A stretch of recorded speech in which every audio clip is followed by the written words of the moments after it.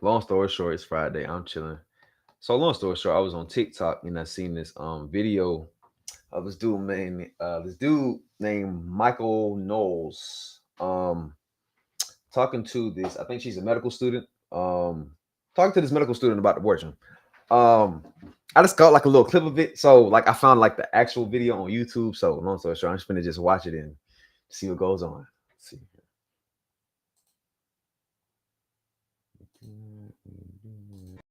If you want to like this in a petri dish. Treat it. Ghastly to show a picture. Yourself like to share about this issue. I am here to try to present a medically accurate representation Of what a this murder issue, victim looks like. of what this issue is.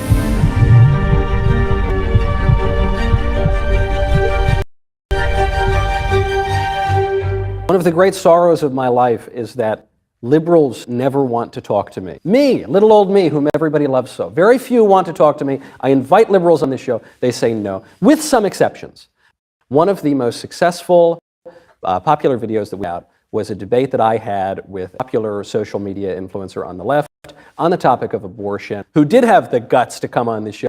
And not only that, she did so well that we decided we had to invite her out here, and that person would be Bronte Rimsik. Bronte, thank you for coming out all the way to Tennessee. Welcome to the Daily Wire studios. I hope that I can kind of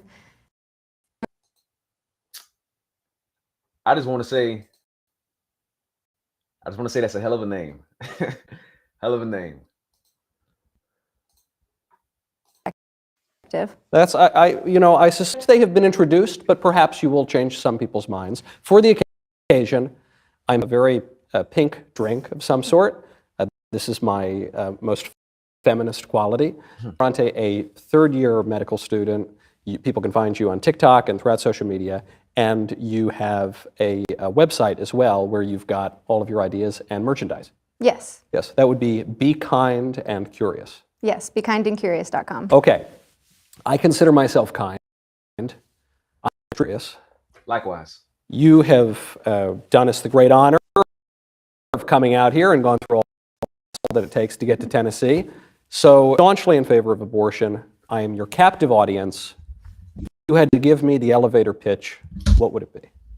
Absolutely. So what I would really like to start this conversation off with and make very clear from the start for both you and your viewers is I am not saying that you are wrong for being uncomfortable with abortion. I'm not saying that you are wrong for not agreeing with it. But your opinion applies to your body and your life alone.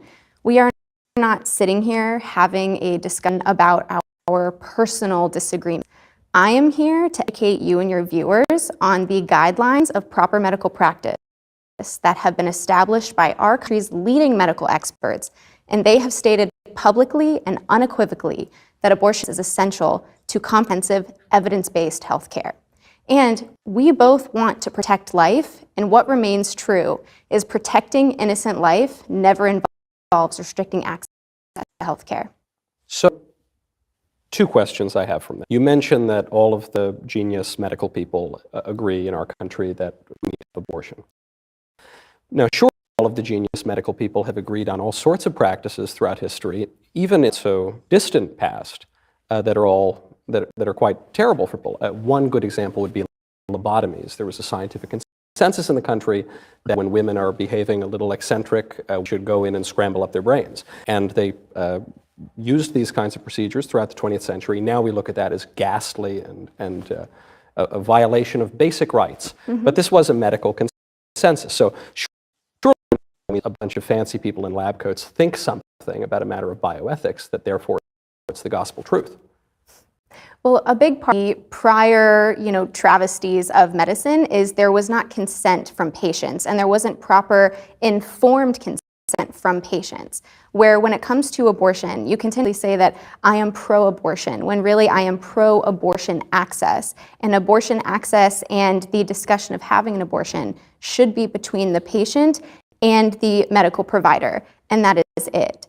And the entire concept and the entire point is that the pregnant person gets to continue with their pregnancy and must consent to the use of their body, because they are the one that understands their body and their life and their finances and everything makes up the complexities of human life. They are the only ones who are able to decide and understand what is best for them with the guidance of, proper modern medical practices.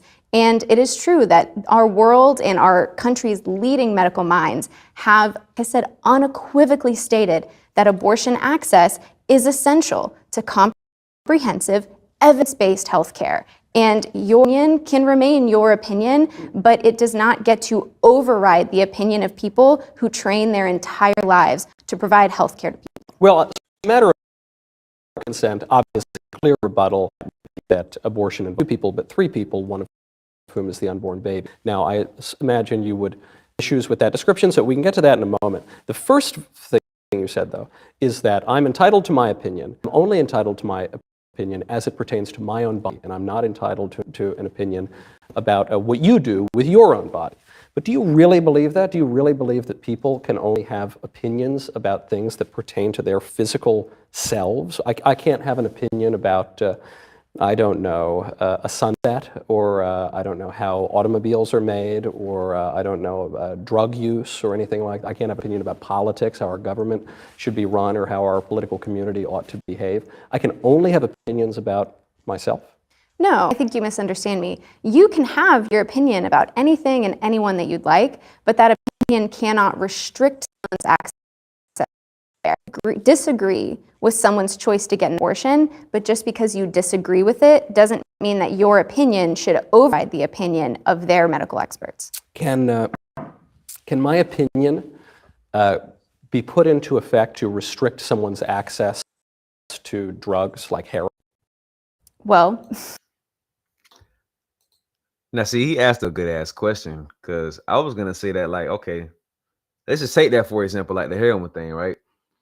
It's someone's opinion that it's harmful.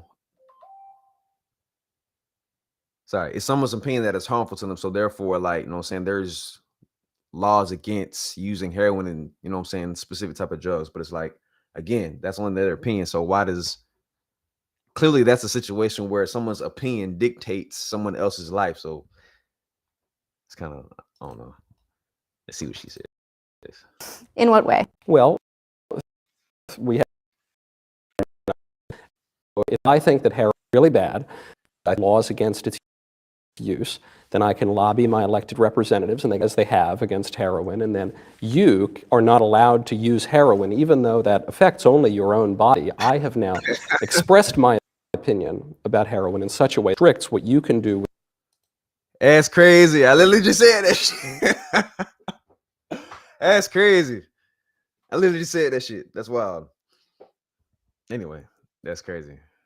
With your own body. Are you saying that?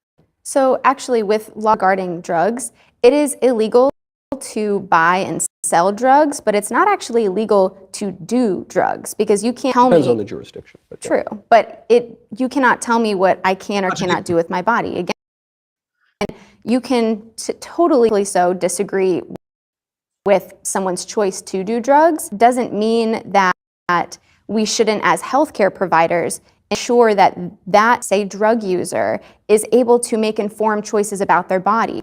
Are you familiar with like clean needle programs? I am, yeah. Correct. And so clean needle programs, they reduce disease transmission. And so even though someone is going to choose to do drugs, it is the responsibility of medical experts and healthcare providers to ensure that we cannot change someone's choices and behavior, but we can ensure that we provide them resources and able to that their decisions and the impact of their decisions minimized in whatever way that we can. Bronte, putting aside efficacy of clean needle programs, which I think is dubious, but then for another day, I think you're evading the question a little bit here, because you're suggesting that drug use is not criminal in all cases, which is not the case. There are places where drug use is where the use of the drugs itself is criminal. Let's accept your premise.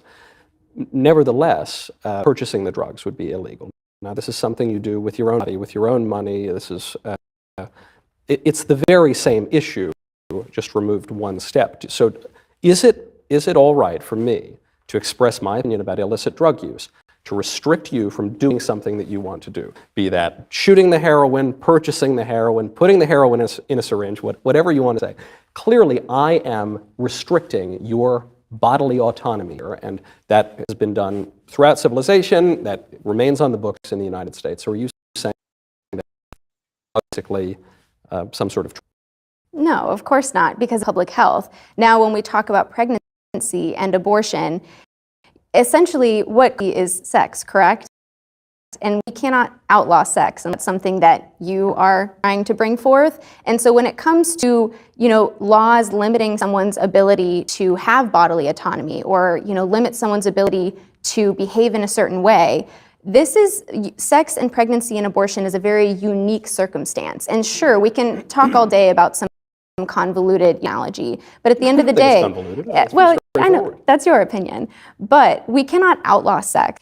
And sex happens for numerous reasons, and pregnancy can be accidental and unwanted. And so trying to compare it to illegalizing drug use, it's not completely analogous to banning abortion, because they happen for two very different reasons. Right, I suppose on the principle that you described earlier, which is that I don't have the right to an opinion that affects what you do with your own body. But even leaving that aside, you can't make sex illegal. I don't think anybody wants to make sex illegal. But historically, all sorts of sex has been legal, and all sorts of sex are legal today. There are certain sexual behaviors, even in our more decadent and inclusive age, that are illegal. Obviously, sex with children or sex with animals, things like that. Historically, sex outside of marriage has been illegal, sexual activities. So we've had laws in the United States, and continue to have laws that regulate sex. All of that, though, I wonder, so those are the facts, and doesn't that seem to be a little bit beside the point when it comes to abortion? Because now we're saying, no, of consenting adults above the age of 18, they can have all the sex they want. But if you do have sex and you do get pregnant, well, you don't have the right to kill the baby. Well, when you talk about things like, having sex with children or animals being illegal, that's because they can't properly consent to have sex. Where when we're talking about consent or sex with, consensual sex between adults, that happens for multiple reasons. People have sex for social reasons, social connection, psychological reasons, not just for the reason of procreation. And so sure, pregnancy can happen accidentally and unwanted, but consent must be enthusiastic and ongoing. And so when we talk, What if it's only tepid consent? Oh, well, I'll do it, but I'm not. Yeah, I mean, that's a really... I mean, I just want to say, I understand, quote unquote, accidents happen, right? But I mean, there's a lot of forms of contraceptives out there. Just saying. Not to say that all of them work, you know what I'm saying? But the probability of, that type of shit happening is reduced when, you take contraceptives in any form. Really big society right now. And, that's something that take, the small, people... circumstances. I'm not talking about like rape or no shit like that. I'm just, People will push people to say yes, and that's why we say sex should be enthusiastic and ongoing. Because if you are trying to have sex with someone who's not enthusiastic, then maybe you should second guess your choices. But isn't that I agree with you entirely, but isn't that a bit sex negative of you to say that there is a certain way that one should engage in consensual sex? I mean, no. You don't think so? No, because enthusiasm is expressed, different and down. The person who's consenting is consenting, very clearly, enthusiastically in their own way. Yes, not being timid about saying yes. You are ensuring that they are saying yes, out of their own validity. And when we talk, I want to compare like sex with pregnancy, right? Because we're talking about consent. So you understand that sex can be a fun and beautiful thing with, people do for lots of different reasons, but it's only fun and beautiful when it's consensual. And when sex is not consensual, it can be traumatic and devastating to people. Sure. The same thing for pregnancy. When pregnancy is consensual and pregnancy is wanted, it can be a beautiful thing. But when pregnancy is unwanted and non-consensual, then it can be a very traumatic and devastating thing. Well, you know, I suspect it can be both in either case. I mean, I think not only of the experience of my wife, but of many of my friends who have had kids. And kids, and they intentionally get pregnant, or at least they are happy when they find out that they accidentally become pregnant. But there's still a lot of trauma involved in that. I mean, there's a lot of suffering with that. That's part of pregnancy and child life generally, you know, some degree of suffering. So it just seems what you're saying is when the pregnancy is desired, that is beautiful, and we should celebrate it. And when the pregnancy is not desired, then you ought to be able to end it, and meaning end the little baby. And it reminds me of what you see this with the royal family. The royal family, you know, the princess gets pregnant, and they say, "We have the royal baby." The baby's only 10 weeks in gestation, but they say, "This is the royal baby." But then some left-wing woman goes on as, you know, "I just had an abortion." Well, that's never a baby. That's just a clump of cells. But we're talking about the exact same thing. We're talking about a child at, who knows, 15 weeks, 20 weeks gestation, let's say. So, yes, I understand that experience of sex and pregnancy can be felt differently in different circumstances, but the baby himself would be the same in both circumstances. It's just in one, we celebrate his beautiful baby life, and in the other, we kill him as ourselves. So when it comes to medical terminology, it's actually an embryo or a fetus. And when you call it a clump of cells, I agree that that can feel dehumanizing. But on the same side, when you call it a baby, that's also anthropomorphizing. So I think right. And so that's neither side is correct in its entirety. For those of y'all that don't know, anthropomorphizing is like giving something unhuman, human-like characteristics. Like, for example, like my phone is listening to me, or like the TV is staring at me, you know what I'm saying? We know those things don't actually do those type of things. They're inanimate objects, but we give them human-like characteristics, you know what I'm saying? Or like, you know what I'm saying? My fridge is running, you know what I'm saying? Shit like that. And that doesn't remove.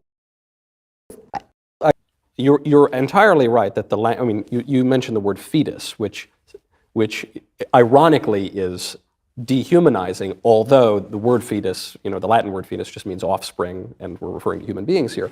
But doesn't the question hinge on which language should we use? So one is dehumanizing, one is anthropomorphizing, in other words, humanizing. So then isn't the question that we have to answer, is this thing that we're talking about a human or not? And if it is, only use the anthropomorphizing language.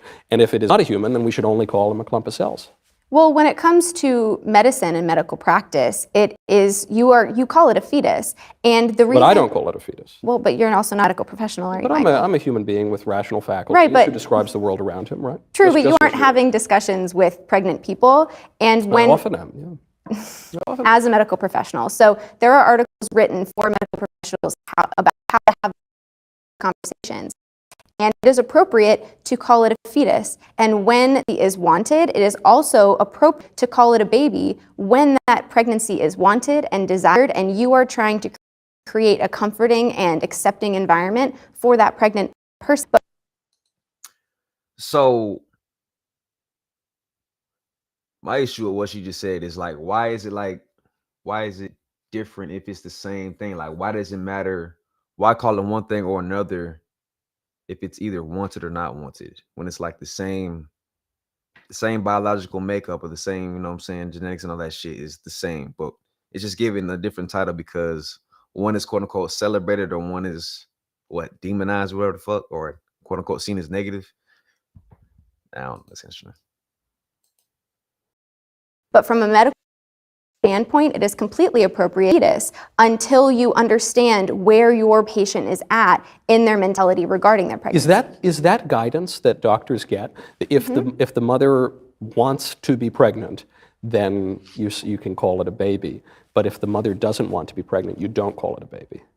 It depends. Yeah, That's amazing that that's the medical guidance. Interesting. Yeah, well, it's all about creating a comfortable and appropriate environment for the patient because we care about the mentality of the patient. And you want the patient to be able to make an informed choice. You want the patient to feel comfortable in your exam room.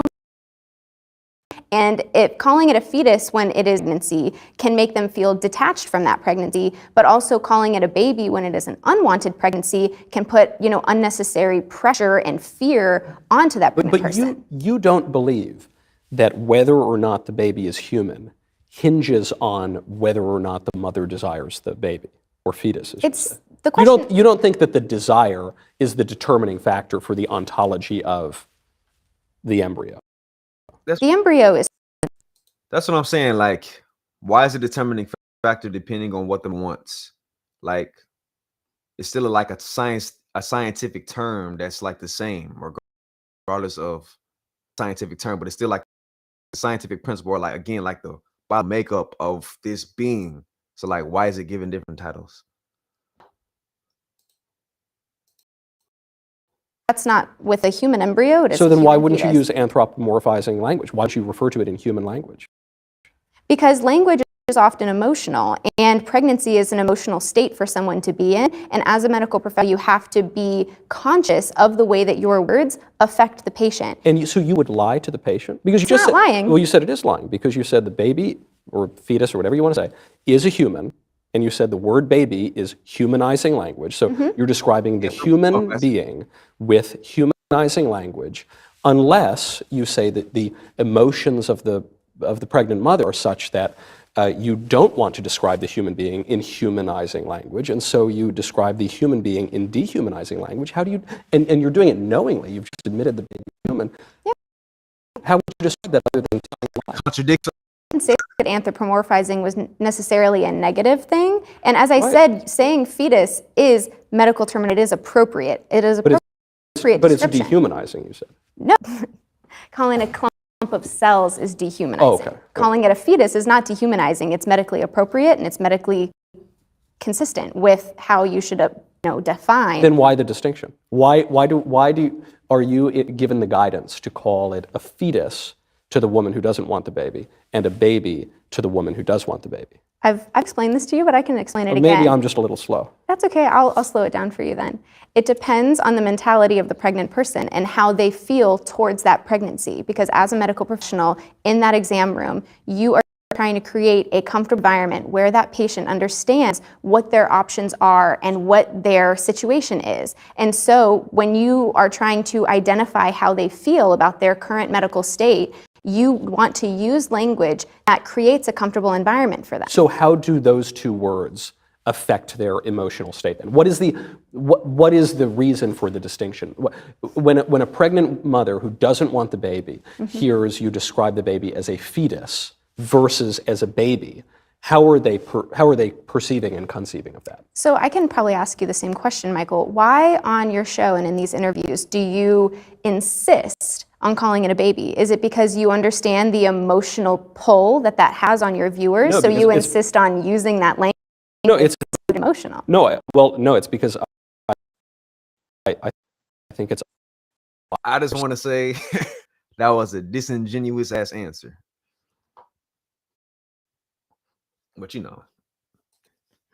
just described, because you say that the word is anthropomorphizing, and you said that the human being inside you is a human being, and so it's appropriate to use humanizing language for human beings. Clinically correct. Depending on the conversation that you are having, be aware and compassionate towards the person that you are having that discussion. Right, but I don't think it's compassionate to deceive people or to pretend that the human isn't a human. I think that it's always disrespectful to lie to people. Calling it a fetus isn't lying. Calling it a fetus is medical terminology. But it's less anthropomorphizing than baby, you would admit. It's medically appropriate. But would you admit that it's less humanizing than the word baby? Less humanizing? Yes. No, or because it's a anthropomorphizing. human fetus. It's a human fetus. It is. So, Yes. Contradiction. so if the two words are synonymous, why is there guidance for one? And If I'm not mistaken, that kind of sounds like cognitive dissonance. If I'm not mistaken, I don't know. I don't know. saying it's because of the state. Yeah. But okay, how is that perceived? How do the emotions change hearing one word or the other.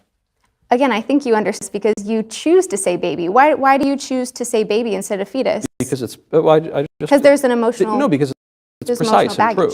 Because there's an emotional baggage that comes with baby. And so if it's... because it's plain language. And so I generally try not to use sort of Latin or jargony terms for things that are plainly understood. And so that's why I prefer good Saxon words and good plain words, and I don't use a 25-cent word when I can use it.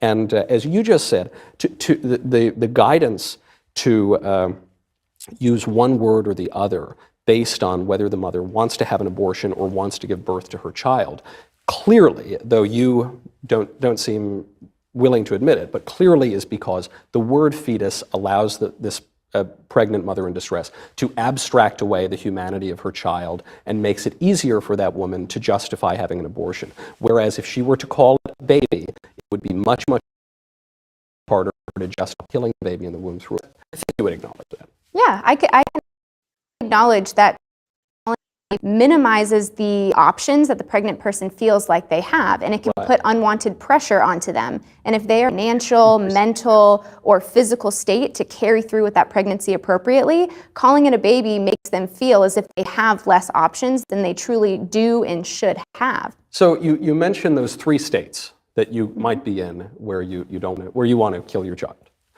A financial state, psychological state, and what was the other one? Physical state. So I understand the psychological state. So let's put that to the side for a second. We can get to it later. What is the financial and physical state that would require one or greatly impel one to end their baby's life in the womb through abortion? Do you know how much it costs? Now, see, that's a good ass question because I don't have kids, you know what I'm saying? So personally, me, I don't know like what children cost. But I do know a lot of motherfuckers that aren't necessarily financially stable, but they have a lot of children.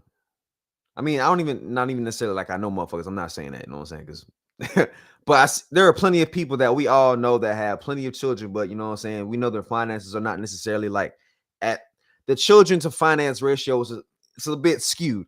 So, you know what I'm saying? Government assistance and shit like that, it's there. I mean, I'm not saying it's possible for motherfuckers to always. The probability of them getting government assistance having children is higher than it isn't. If that makes sense. It does make sense, yeah. All too well. Yeah, please. It's not that. It's actually not that expensive. It's not cheap. It's not. To you, it's not that expensive. But how expensive is it? Well, you need to buy some prenatal vitamins. You got to go to some doctor visits. So it's good to have health care, though we're very lucky in this country that the very poor have health care through Medicaid, and the elderly, well, I guess they don't get pregnant all that much, but they could have Medicare, and people have health insurance through their employers, and there is a public option in recent years, and people can stay on their parents' health care until the age of 26. So we have all sorts, and you can go to an emergency room whenever you want. So there are all sorts of health care options in the United States, some of which could be improved. And we could maybe get to that later, but there are options in the United States. And then when one delivers in the hospital, there is a very large sticker price, $50,000. But people really pay that price because insurance covers that, and it's also basically just a scam to enrich the insurance companies. But that's, again, another problem with the U.S. healthcare system. People aren't actually writing $50,000 checks to give birth to their children. So, I'm not saying it's cheap to eat well and be able to stay home on bed rest, perhaps if the doctor requires that, or to get prenatal vitamins, or to raise. Yeah, because you know what I'm saying? Not to minimize that shit, because that shit obviously does take a toll, like you said, on your mind, your body, your pockets, all that shit. Not to minimize none of that shit. But there is, you know what I'm saying, like different types of assistance and shit. So I'm not any of that. But to just get to the point, a baby, and then perhaps giving the baby up for adoption is not very, very expensive. So actually, I'll correct you there. So it costs about $18,000 on average to carry through with a pregnancy and I must have gotten a good deal then. Yeah, you must have. So, and if you have insurance, the out-of-pocket cost is around $2,000 to $3,000. But what not understand either. I, work in the medical field in rural North Carolina, so I'm very much familiar with people who they do not have insurance or cannot afford insurance, whether through their employer or if they're contract workers. It just depends. And then the limit for someone to be qualified for Medicaid, there's a good amount of people that fall in between there. And I worked at a clinic that offered free care to people who were uninsured but qualify for Medicaid. And the clinic was busy all the time because there is a massive amount of people who fall in that area. There's a great organization called Good Counsel Homes, which I love. It's a pregnancy center up in Connecticut, and they do fabulous work for people who, again, might fall through the cracks or might be very distressed, and for whom abortion might seem attractive because of that financial reason. But there are lots and lots of these organizations. You mentioned the one that you work with, I mentioned the one that I've done some work with, and there are many, many others around the country, which is good. That's a fact to be celebrated, but it seems to undermine the argument that financial reasons impel people to get abortions. No, because as we discussed in the beginning, there's multiple reasons that someone might not be able to carry through with a pregnancy, physically, psychologically, and financially. And financially, the financial aspect of it cannot be belittled. Let's be serious. I think you're overstating it. Right, that's your opinion. But well, for that's my opinion with experience. I've got 2 kids under my belt, hoping for more, So they've actually found that about 40% of Americans cannot afford an unexpected $400 cost, whether that be for their home, for their health, for whatever. Yeah. And so saying that a deal to inquire about, if you have insurance, about a $2,000 to $3,000. Well, I just want to speak on that. I mean, you know what I'm saying? Yeah, 40%, but that's still not the majority. Majority still can afford it, so, I mean. $1,000 cost, and if insurance, it can be about $18,000 on average. When 40% of Americans can't afford an unexpected $400 cost, you are basically discounting the experience of 40%. The thing about those statistics, though, is they're not quite right, because it's true that many Americans don't have a lot of money, like cash available, but Americans tend to have carry a lot of debt. So those numbers are also somewhat misleading, because what people do is go into debt. Okay, if we're talking about something like an adoption, which is what we're really discussing here, there are all sorts of wonderful adoption agencies and all sorts of wonderful programs provided by the state, provided by private charity, that cover these costs for all sorts of people who are financially strapped but don't want to kill their children. And so I just think it's an argument to evade the basic question. I promise you, and I'll say it to the camera right now, if you are pregnant and you feel that you can't afford to carry a child through pregnancy, and you can't afford the $500, and you can't find an organization that'll cover it, write to me. I will write that check happily. And it's not just me. Yeah, I heard them. Plenty of pro-life people around the country would do it. That's why they do it. That's why they give to these organizations. Do you really believe $500 to $2,000 is that delta that people may or may not be able to afford is a strong justification? 850,000 human beings every year. So again, saying the term killing 800,000 human beings. That's what you is described. That is using manipulative and emotional language intentionally. You said that the fetus is a human being. That wasn't my language. That's your language. Okay. But killing a human being is aborting a fetus. But you can use... Hold on, because she just kind of do this up again. Like, bro, hold on, bro. Hold on.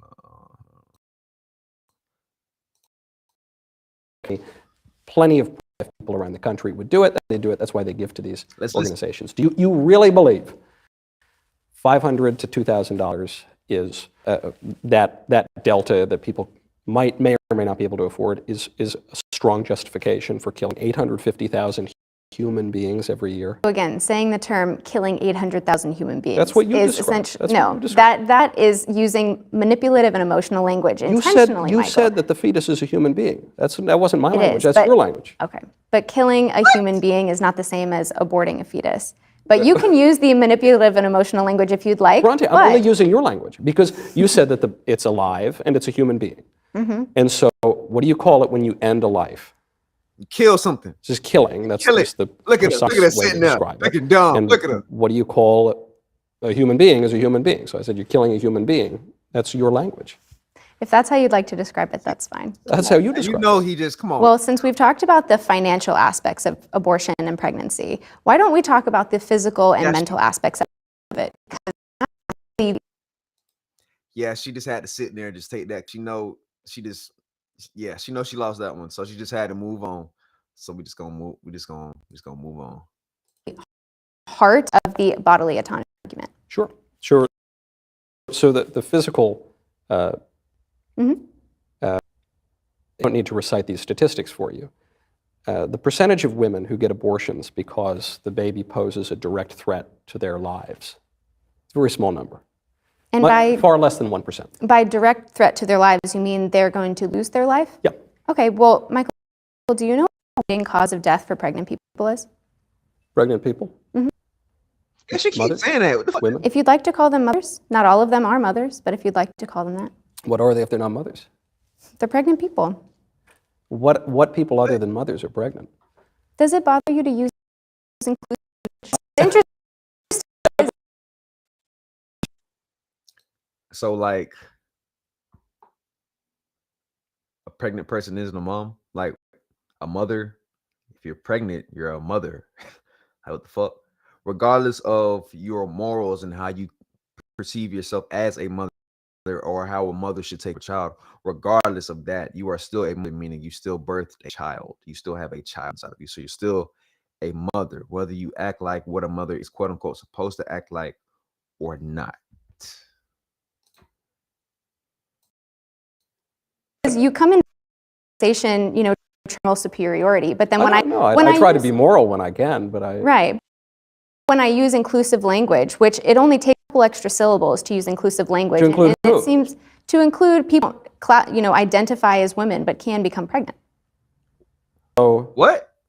like a person who's born a woman and then identifies as a man and is pregnant. Yeah. So you're telling me What? that in order to be a moral What? person, I need to accept the idea that a man, someone who is born a man and looks like a man, can really become a woman. That's a requisite of my being a moral person. I mean, yes. To me, it is. People are trying to deny someone of their identity and deny what their life experience is. Then that doesn't seem like a moral stance to me. I want to be accepting and I want to respect people's life experiences and respect the way that they want to. So you saying, basically she's saying a man can be pregnant.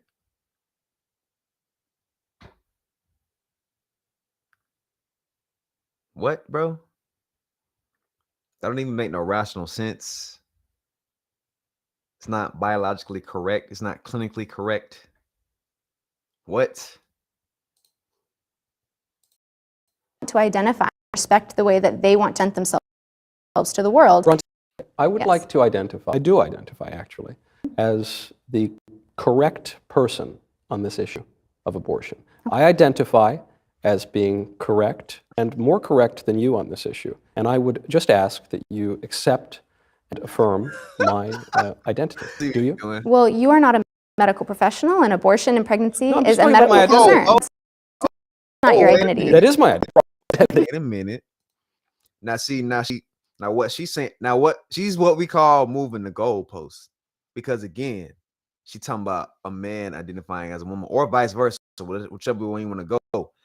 Clearly in that person's mind, they identify as the other gender. So, and she's saying she would accept that. So with his example, hey, he identifies as the person who's correct on that.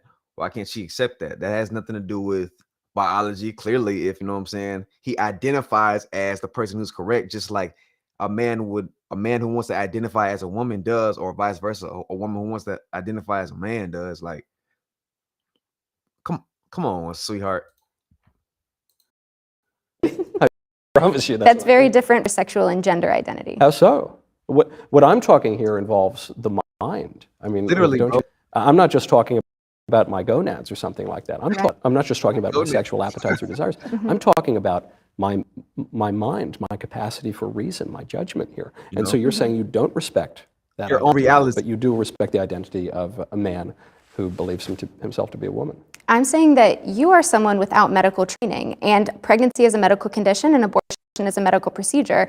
And so we need to abide by the informed and knowledgeable opinions of medical experts. Again, you are entitled to your opinion. knowledgeable medical expert, so your opinion equal and should not override the opinions of medical experts. And they have stated unequivocally that abortion access is essential to comprehensive, evidence-based health care. Bronte, are you a trained psychologist? So again, that was a disingenuous answer. Because now she moved the goalpost back. She moved it back to where it originally was. That's what had to happen there, just in case anybody got lost. That's what just happened. What did he just ask her? No, let's go back a little bit. I'm talking about my mind, my capacity, and my judgment.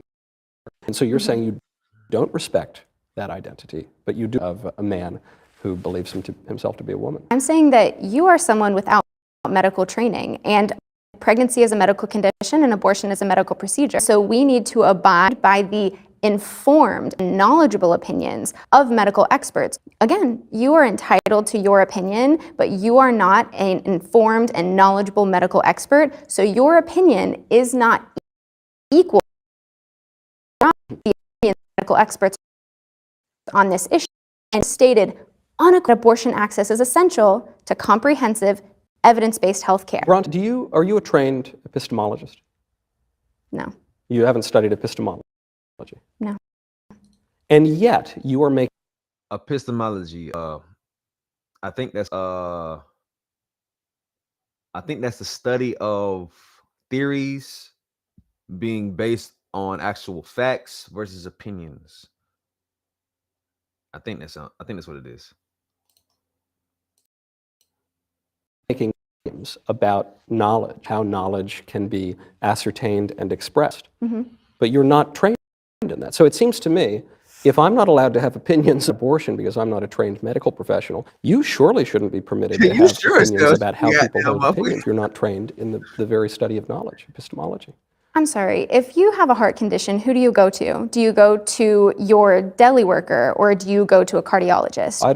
If you have a philosophical question, who do you go to? This isn't a philosophical question. This is a question about, it's a question about medical access. This is a medical access. No, well, ultimately, what we're talking is human life, right? I mean, that's the reason it's a controversial issue.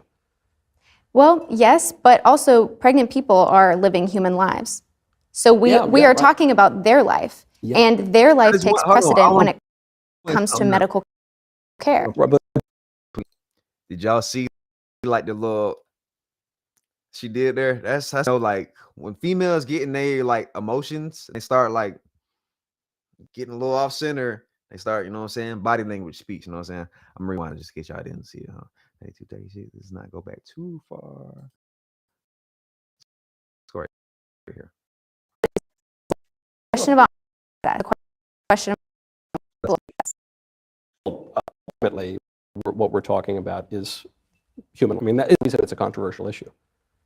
Well, yes, but also pregnant people are living human lives.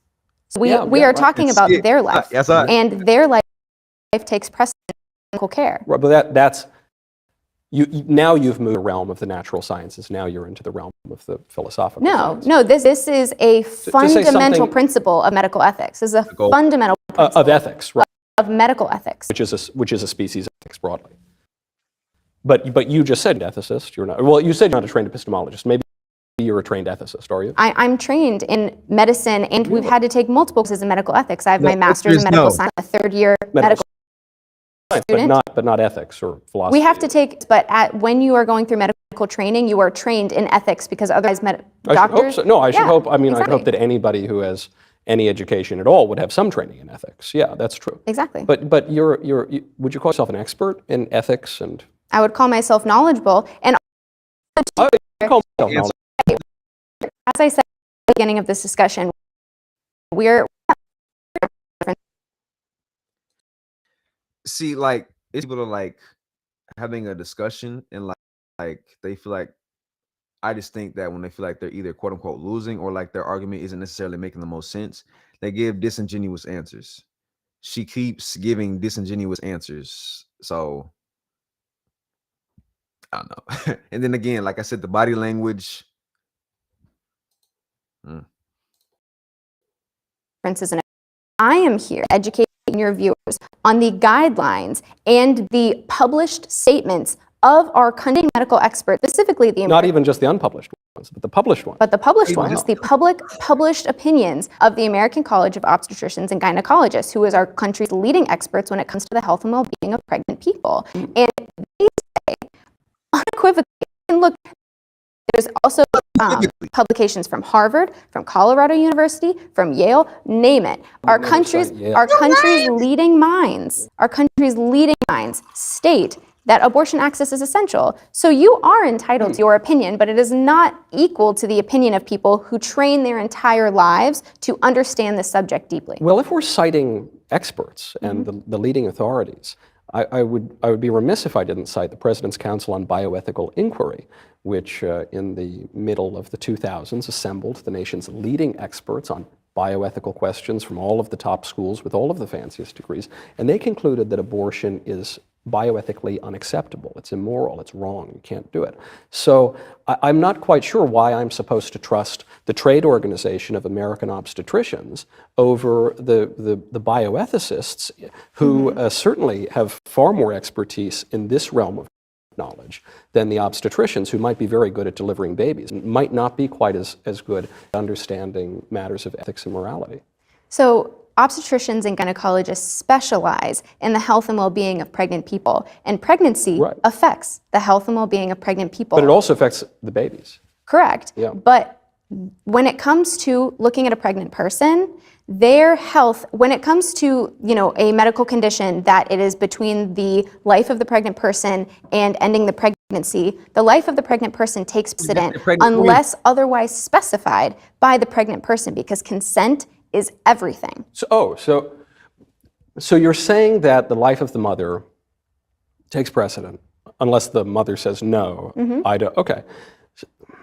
Now, again, the only reason I keep bringing this matter of bioethics is that statement that you're making is not a statement that pertains to natural science. It's in the way that I would say, if you want to get a baby out, you use this clamp, or if you want to make an incision into an abdomen, you use this sort of knife or this instrument.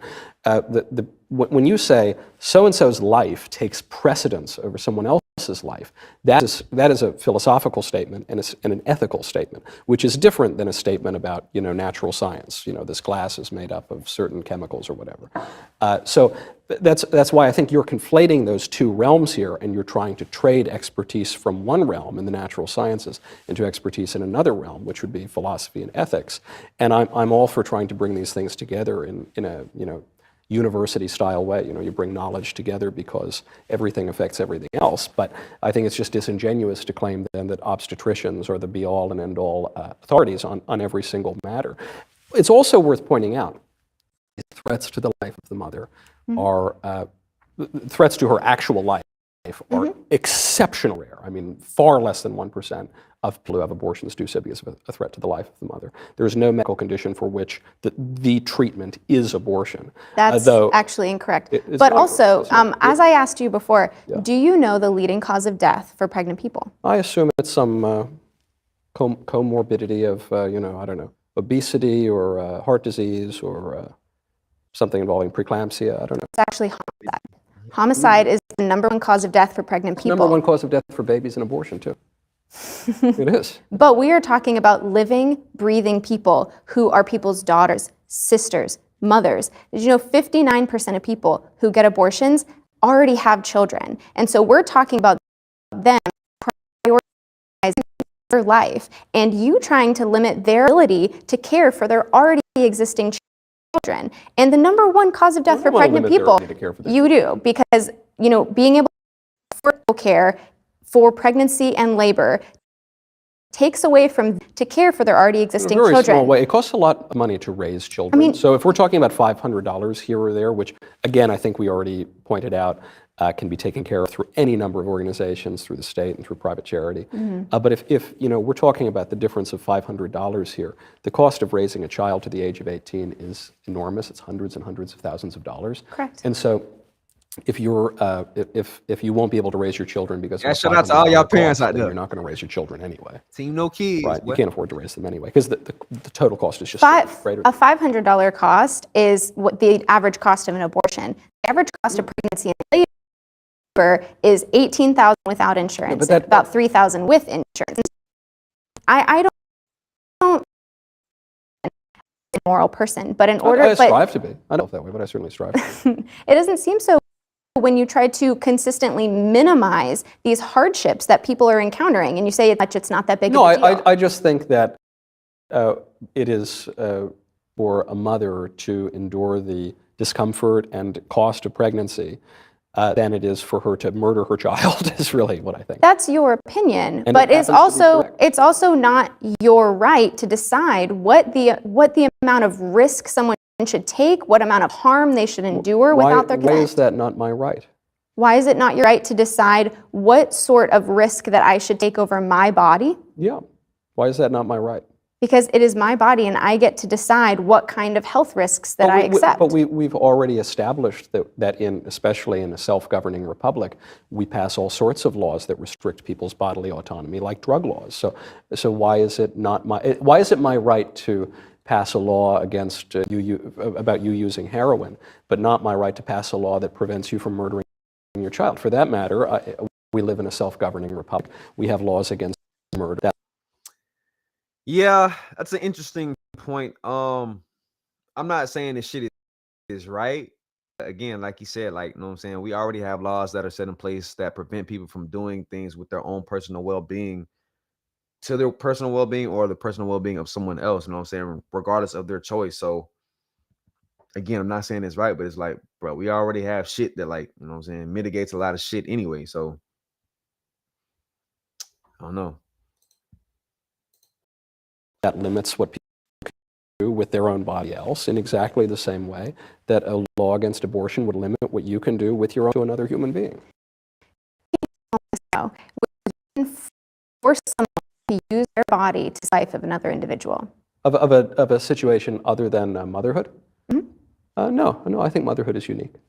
Okay, Very unique. So you can't describe any other scenario where one forced against their will to use their body to save the life of another person. Well, I don't know. I mean, I wouldn't be opposed to a law that says, you know, if you see a little kid drowning in a pool, you have an obligation to jump in the pool and pull the kid out. I mean, I think that would be perfectly reasonable. That's not the same thing as using your internal organs and bodily well, that's resources. different. Yeah, your internal organs, that would be unique to motherhood, yeah. Right, and so the fact that there is no other scenario where you can force a living person to use their body to save the life of another person means that you are trying to grant fetuses rights that no other person on this earth has. I think you're right to describe motherhood as a singular phenomenon. Yeah, it is unique. Mm-hmm. And motherhood is something that half of the population can possibly experience. And the fact that there is half the population that will never have the possibility of experiencing that is a great pity for us.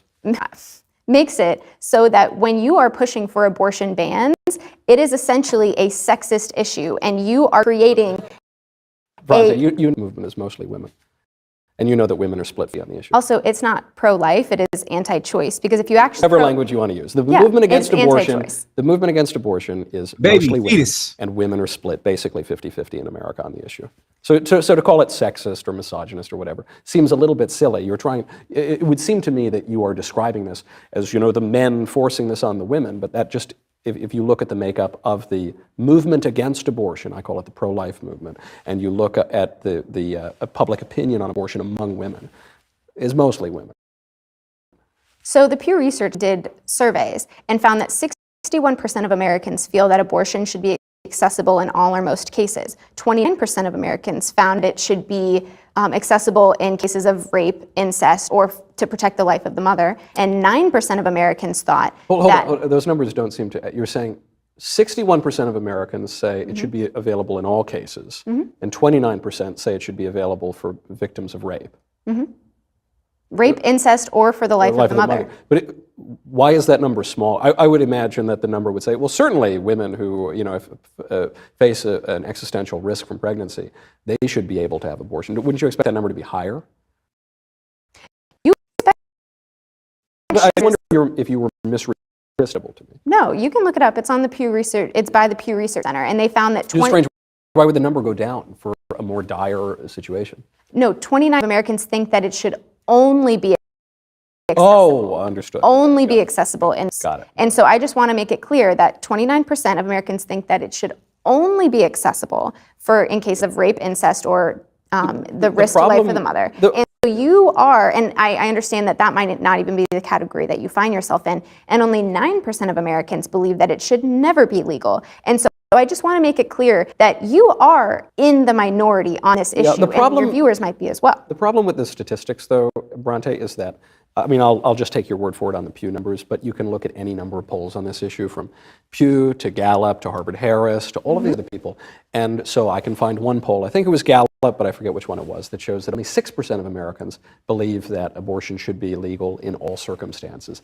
94% of Americans believe that there should be some restrictions on abortion. And when you get even more granular on it, you look at the way that the questions are phrased, the numbers become even more malleable. So, you know, there are lies, damned lies, and statistics. I think just if you look at the way that people vote, you look at the way that people express their views through their elected representatives on questions of abortion, it is roughly split. That's why it's been a contentious issue for a very long time, and so, you know, I suppose you can have your statistics from your credible research institute, and I guess I'll have mine. Yeah, you know, it's really.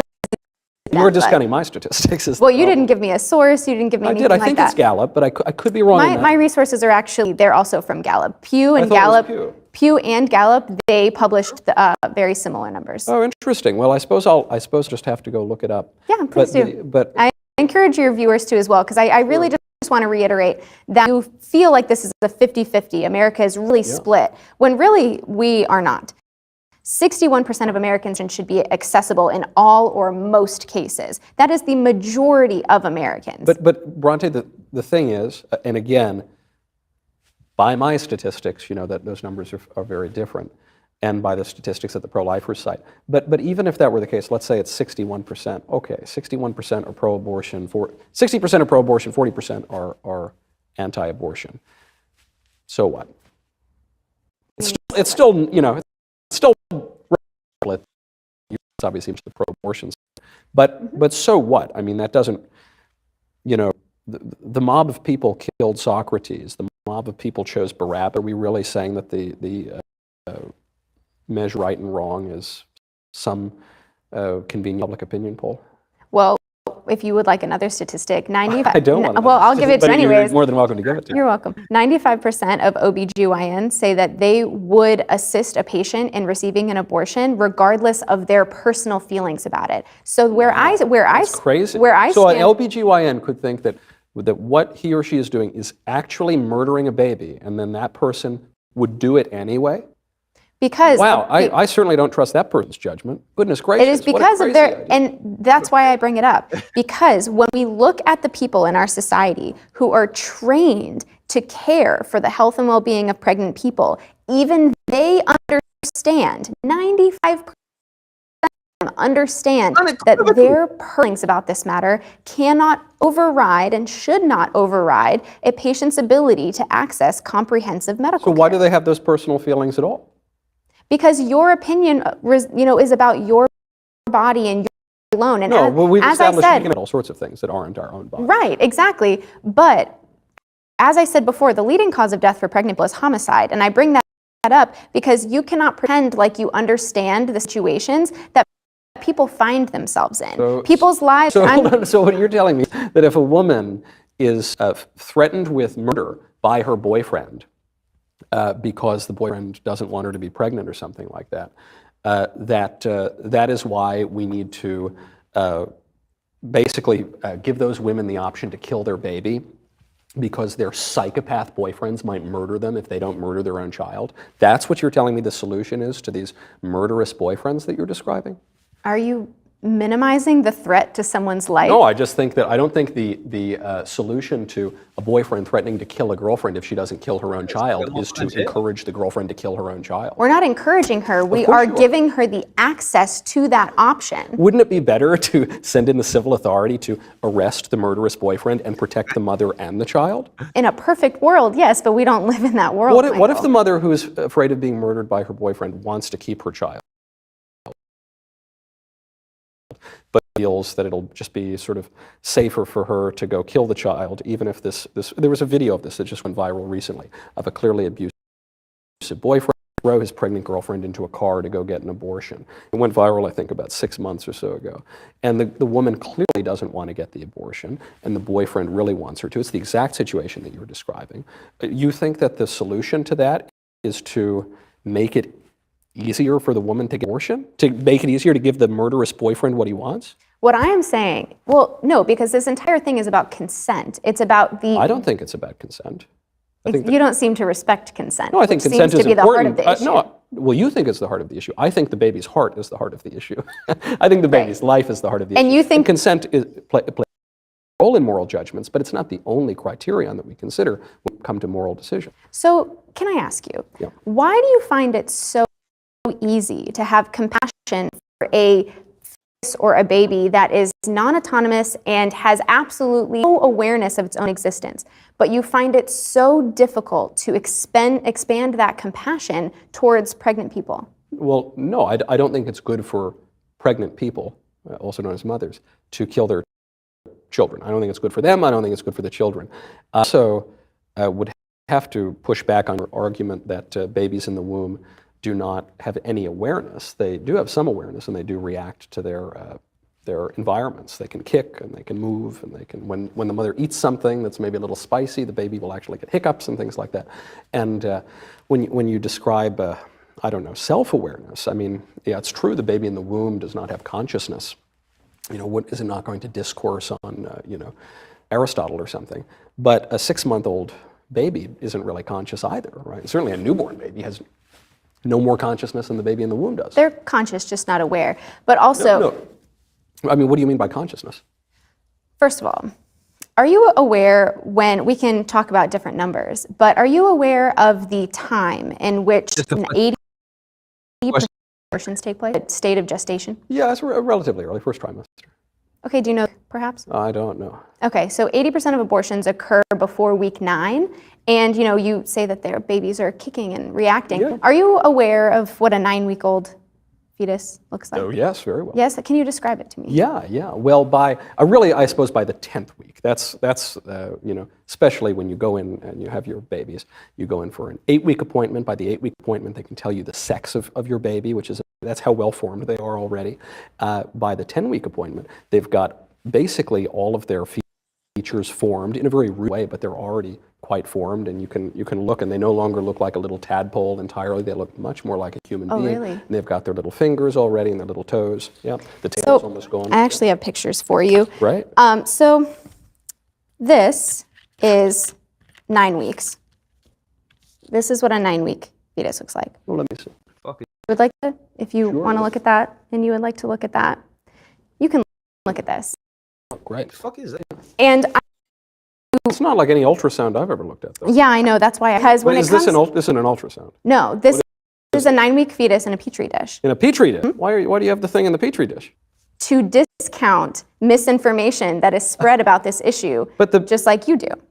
How did the baby get into the petri dish? I believe these are aborted. And so this... So you're saying that a baby that has been sucked out and dismembered looks a little bit different? They aren't aborted. They aren't dismembered because there isn't enough of them. How are they aborted? The fetus is barely recognizable to the naked eye at 9 weeks. How is that baby aborted? So at 9 weeks, it's usually just a pill that expels the fetus. What does the pill, all the pill does is expel the baby? Yeah, it basically makes the uterine lining not able to, or the fetus not able to adhere to the uterine lining, and it sheds it. There's various mechanisms. So what are some of the other mechanisms? Well, it depends on the week of gestation. Let's say around 10 weeks we're talking about. So I think after 10 weeks it's no longer going to be a pill. They essentially inject like saline solution. They inject and it removes it from the uterine lining. So it's basically a poison. No, it's flushing. It's cleaning out the uterus. But She literally just said that shit affects the way the fetus develops inside the womb. Like, so how is it not affecting it? If saying it's cyanide or something like that, but you're injecting a chemical into the uterus. Like saline solution? Right, but if I put saline solution on a slug, it'll shrivel. Are you a slug? Do No, humans react the same way as saline solution as slugs do? Yes, little babies do. Actually. No, it just that's why you're disconnects using it to kill. Right, no, so right, this to the dissolve reason the connection between the baby and the placenta and the mother, and to flush out the poor little baby. So this is why I think it's really ghastly and disingenuous of you to doing this, because you consistently want to anthropomorphize this issue. You described the baby as anthropomorphic. You described the baby as a human. contradiction. You did. You said it's a human being. It is a human being. But you're accusing me of anthropomorphizing a human being.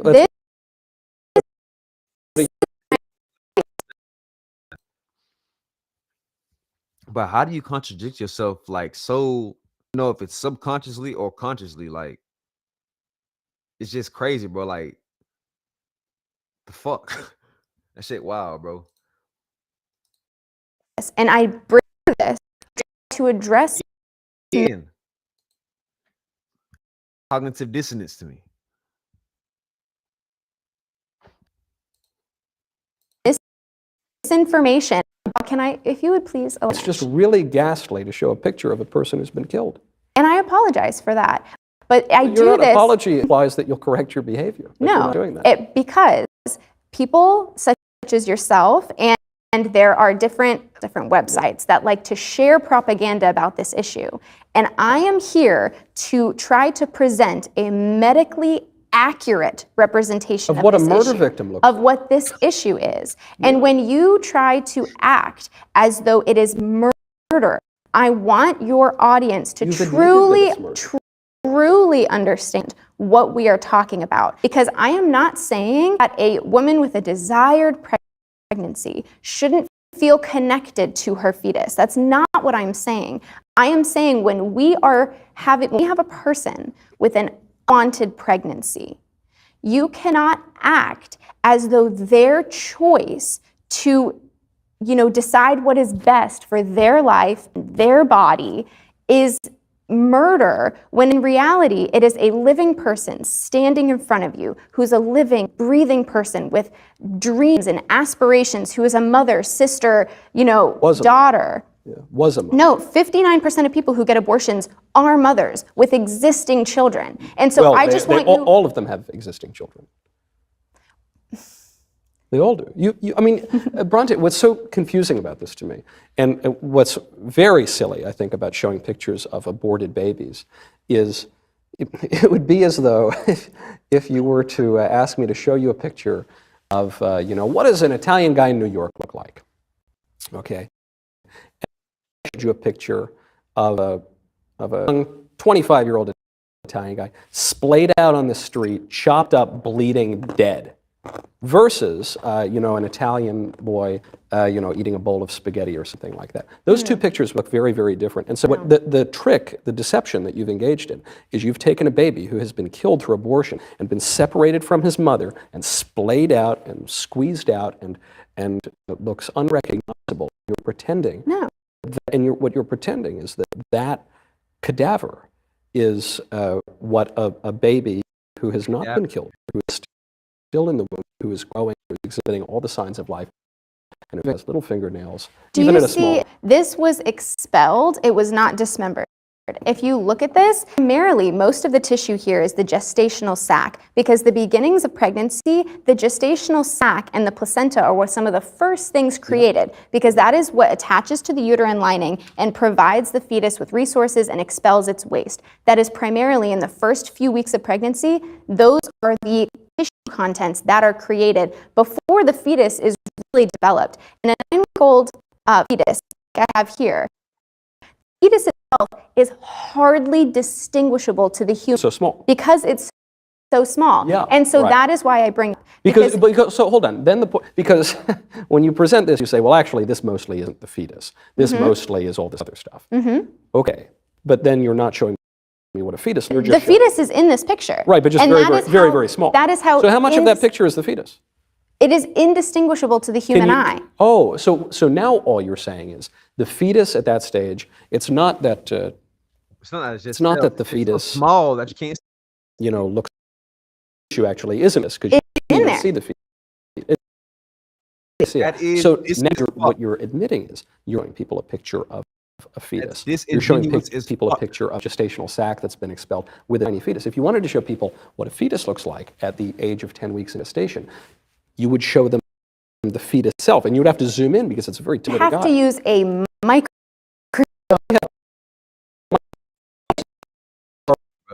Bruh.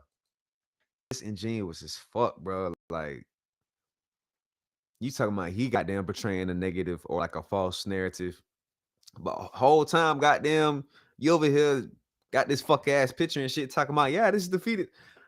But once he broke that shit down, and then once he got that shit about your motherfucking ass, like, oh no, the fetus is in there. It's just so small that it's, what I'm saying, it's we would have to get a microscope just to see it. It's in there. This whole thing isn't the fetus. You know what I'm saying? This is just all the shit that was surrounding it. That's disingenuous as fuck, and that's creating a false narrative. That's wild. Technology. We can also put them to good use and show what the baby looks like, and it is simply a fact. The baby looks like a baby and has fingernails and little toes. Do you and all see little it? Do you see the baby in this photo? I don't have a microscope. Exactly, and that's what I'm telling you. And that's what I'm telling you. That I need a microscope. So bring a microscope. So when we talk about abortion, 80% of abortions, this is the contents. And so when we talk about, can I please? But Bronte, Michael, I allowed you to finish, and I would. Well, I appreciate you allowing me that, but I guess I don't want to move past this point. Your argument now is not that the baby looks in a way that you wouldn't expect the baby to look. Your argument is simply that abortion is permissible at this stage because the baby is very, very small and you can't see him in my photo.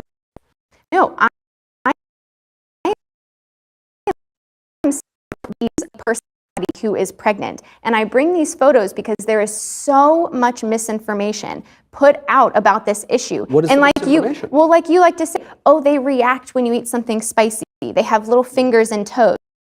When in reality, the 9 weeks where 80% of abortions occur is hardly distinguishable to the human eye. So to say that a living person sitting in front of you with dreams and aspirations and health situations and financial situations, mental situations that you cannot possibly understand, when they are sitting in front of you telling you that they do not consent, whether it be because they cannot or will not, endure a pregnancy, you are saying that the tissue within their uterus, which is primarily just a gestational sac and a microscopic fetus, that is worth more than their desires about their own body. And, misinformation is spread about this issue. It is as if these babies are dismembered and it's very emotional and language used, when in reality, that is not what happens. They've only been poisoned with a pill and flushed out. They haven't been poisoned. They've made the uterus uninhabitable, so then it is felt. Yeah, that sounds like poison to me. But to the point you're making here, Bronte, is you're saying it's misinformation when I say that a baby at 10 weeks in gestation had little fingers and toes. You're saying that's misinformation? I'm saying that it's not distinguishable, and it is not. She literally just said she makes the environment uninhabitable. So poison is designed to, break down decay, it goes against the normal, normal activity, right? So let's say you're poisoned, right? Obviously your body is going to react in an unnormal way, quote unquote. So if you make the environment uninhabitable, let's say like it's hot as fuck, right? And let's say I never ever cool down and all I experience is heat. Eventually I'm going to die. Let's flip the script, vice versa. Let's say I live in an extremely cold environment and like I never ever get warm. Let's say like I'm always butt ass naked in like -40 degree weather. You know what I'm saying? Again, because of my environment, it's uninhabitable. I'm eventually going to die.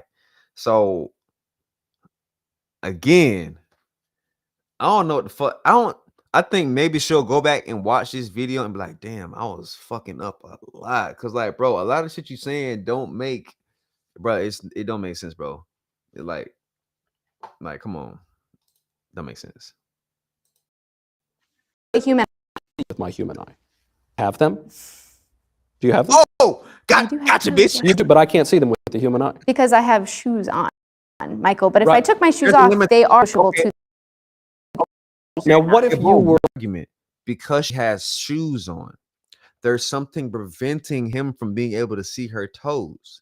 Just like there's something preventing us from being able to see that baby inside of that picture. If she were to remove her shoes and or her socks, we would then be able to see her toes. If we were to get a microscope, we would then be able to see that little 9 to 10-week-old fetus. It's the same principle. We have to either add or remove something in order to be able to see something. away?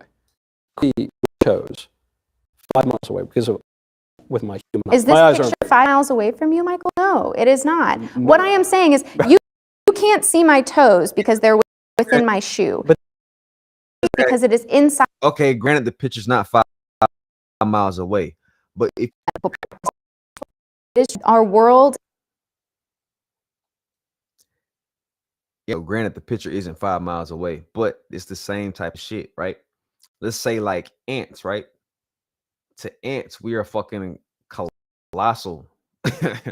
But to other animals and other type of shit and other maybe extraterrestrial creatures that we may not even know about, we're the size of an actual ant. So it's kind of like the same principle. Like, like I would need, if you were 5 miles away, I would need some binoculars to be able to even see your goddamn feet. The same way that this damn fetus is so quote unquote small or quote unquote far away, I need a microscope and a quote unquote binoculars to be able to see it. It's the same shit. Shit, wow, bucko. And our country's leading medical minds have, like I said, unequivocally stated that abortion access is essential to comprehensive, evidence-based healthcare. And Where are we at? Very prominent voice, you. What is it about abortion where you say this is my issue? so it was actually an accident. I think we're too far. I'm trying to. I wonder how you apply this principle. Are you saying that the existence or inexistence of a thing is dependent upon whether or not you can see it with your naked eye? I am saying that even if you fetus all of the rights of a born living person, they still cannot use someone's body to survive Hold on. without their consent. That's a good thing to discuss, and I want to get to that. But I don't think we can move past this naked eye thing, which just seems to me so preposterous. You're saying because I can't see someone with eye that person doesn't exist? I'm saying that someone that I can see and speak to standing in front of me cannot use my body against my will, and neither can someone that I cannot even distinguish without a microscope. They cannot use my body against my will. Why not? I mean, they can. Obviously, they can. That's what children do. I mean, usually it's with your, because people generally consent to children. But even if that were not the case, you just accidentally become pregnant or something like that. It is simply a fact that your child can and does use your body, even if it is against your will. So of course that can happen, because we're talking about the unique case of motherhood. Right, and so you are arguing that in no other case can someone unless we're talking about motherhood. Right? So you only think that we should remove bodily autonomy of people with uteruses. Well, I don't know what you mean by autonomy. We've already accepted at the beginning of our conversation that we don't have a total inalienable right to do whatever we want with our own bodies. So it's interesting that you say that when you can't describe one scenario for me in which someone can use someone else's body legally. Yeah, no, I'm telling you, that would be a unique fact of motherhood. Right, and that is, when I say bodily autonomy, that is what I mean.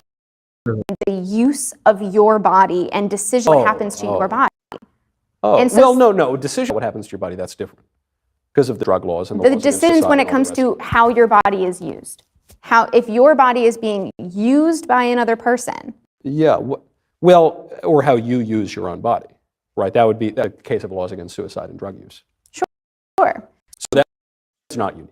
But if we're talking about, yeah, of course, that's unique to motherhood. That's the definition of pregnancy. Right. So that's unique. Yeah, I grant that. Right, exactly. And so you cannot describe one scenario where someone else's yeah, body. you're right. It's totally unique. And that's what I'm trying to describe is the only But people, so what? Yeah, the only people in our society that you think don't deserve full bodily autonomy are people with uteruses. No. Okay, but if by bodily autonomy you mean the only people who can have babies grow inside them are mothers, that is true. I agree with that. That's a fact of life. Yeah. That's true. And those are the only people in our society that you are arguing should have their rights to their own body removed. Well, I don't think they have rights to kill babies. Right, because you don't think that they have rights to their own body. Well, I don't think people have a total right to do whatever they want with their own bodies anyway, as we've already established. Right, but you So don't believe that they have the right to remove consent. To remove consent to their body being used, you don't believe to remove that consent. No, I think if you create a child, you don't have the right to kill him. Yeah, I agree. I agree with that. You don't think that if your body is being used against your will, that you have the right to... Little baby. I mean, well, what I would say in response to that, if you don't want to wind up in that situation, use contraceptives or don't have sex. Again, the probability gets significantly reduced if you do those things. Excuse me. Shit, that was an interesting stretch. Wow. Yeah, that's what I would say in response. If you don't want to wind up in a situation, either use contraceptives or don't have sex. Simple as that. No, I don't think you've changed your mind and you say, I don't like this baby anymore and I want to kill him. I don't think you have a right to kill him just because you no longer consent. Right, even though your opinion does not coincide with the opinions of medical experts. Yeah, well, it certainly coincides with the opinions of bioethic experts, and it's certainly with some medical experts, but yeah, I don't really care what some maniac obstetrician... Except for 95% of OBGYNs, who are the country and the world's leading experts on pregnant people, 95% of them would help their patient access abortion, regardless of their own personal feelings. You just told me a number of them would commit murder even though they think it's murder, so I don't really trust them. I'm telling you that people who spend their lives training and understand the complexities of pregnancy and the lives of pregnant people, understands of their own feelings, that they cannot impede someone's access to medical care.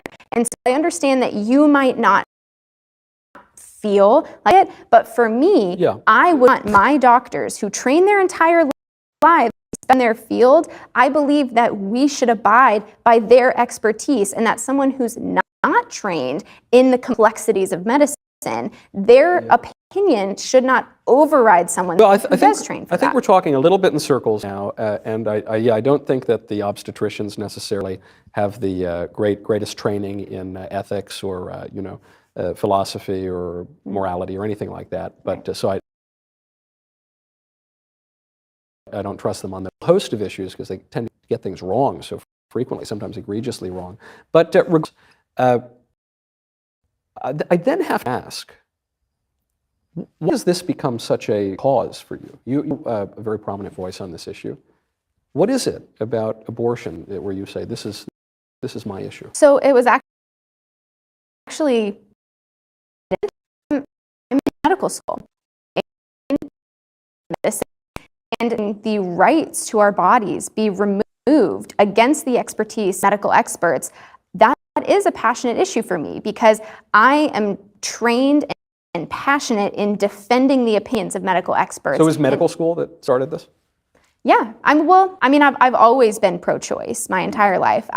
Ironically, I grew up in Texas and I grew up Republican, but I was always... No, you grew up Republican? I did, I grew up Republican. What happened, Bronte? What happened, I became Michael. Oh, did you? Oh, I did, yeah. I became educated and informed, and I realized that, my opinions on certain things were completely removed from the reality of the issue. And then the deeper and deeper that I got my master's, I'm almost done with my doctorate, and I realized that people who train entire lives to analyze this issue are putting up a very solid front. And there's 95% of them that agree that this is yes to this. If the would you? That's not pertaining to my medical care. Well, it would be, depending on how well you swim. That's not pertaining to care. That's not a medical condition. That is not a medical treatment, so it isn't irrelevant. If they told you that the best treatment for cancer is to eat a lollipop jumping on a pogo stick, would you trust them? They showed me the science behind it, then sure. Oh, okay. Well, that's a little... Oh.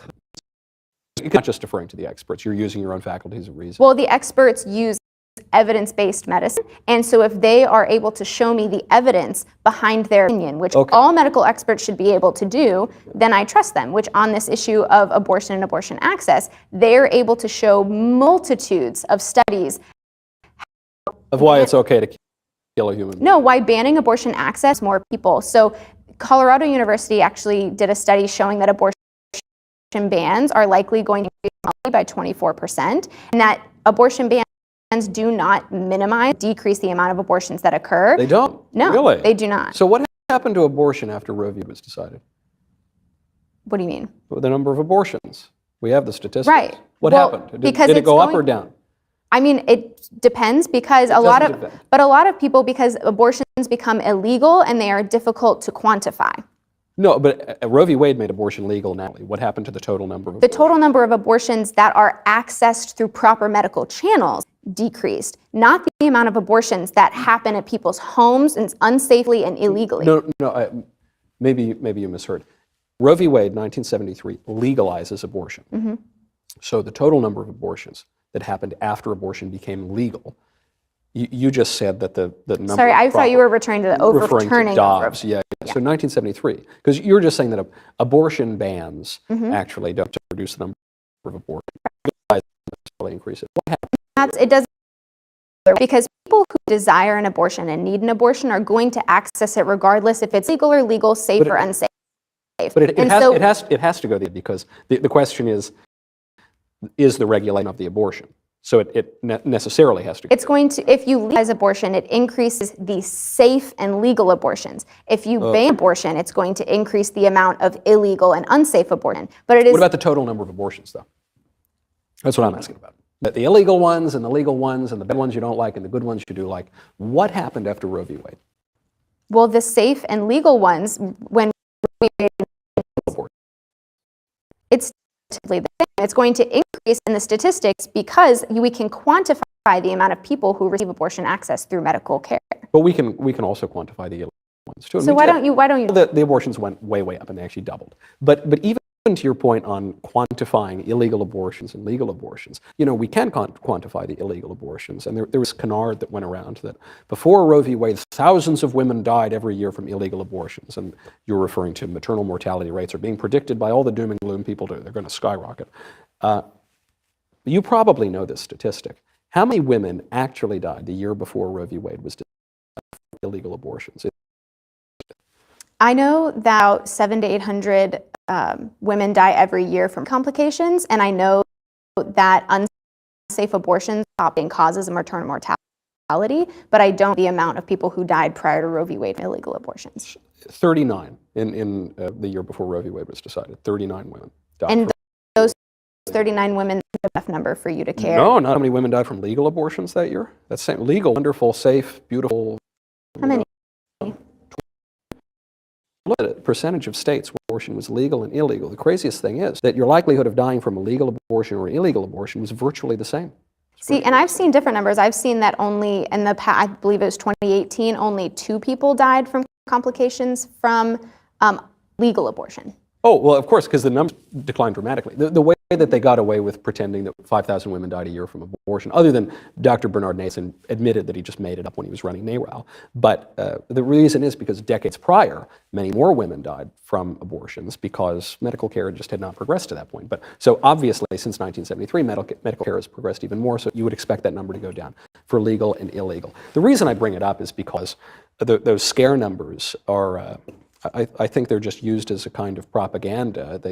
They deceive in that the numbers usually aren't right, and they're dramatically wrong, and because the number for the illegal and the legal were basically the same.